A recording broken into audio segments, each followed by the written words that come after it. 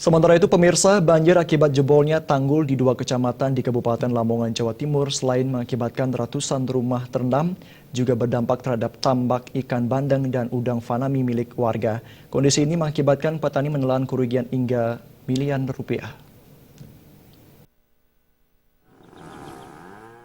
Banjir bandang yang disebabkan jebolnya tanggul Sungai Pelalangan yang berada di Dusun Gabus, Desa Ploso, Lebak, Kecamatan Turi, Kabupaten Lamongan meresahkan ratusan petani desa setempat.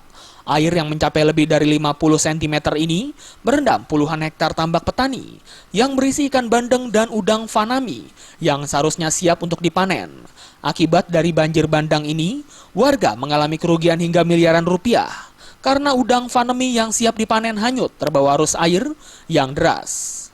Menurut Sampurno, salah seorang warga diperkirakan satu petani mengalami kerugian mencapai 10 juta rupiah.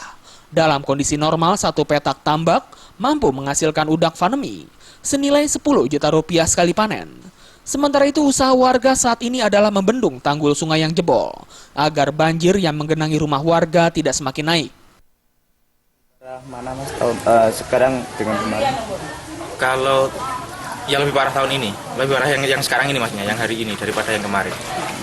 Selain rumah mas, apa yang Yang jelas kerugian material itu kan karena ikan budidaya yang udang, kemudian bandeng dan lain-lain yang mestinya tinggal panen dalam hitungan 10-15 hari lagi, kemudian semuanya tenggelam. hilang? Nah kalau itu dihitung jumlah kerugiannya ya bisa sampai miliaran karena Selain merendam puluhan hektar tambak, banjir akibat jebolnya tanggul juga merendam rumah warga di Dusun Gabus, Desa Ploso, Lebak, Kecamatan Turi, Kabupaten Lamongan ini terendam banjir bandang setinggi puluhan hingga 20 cm.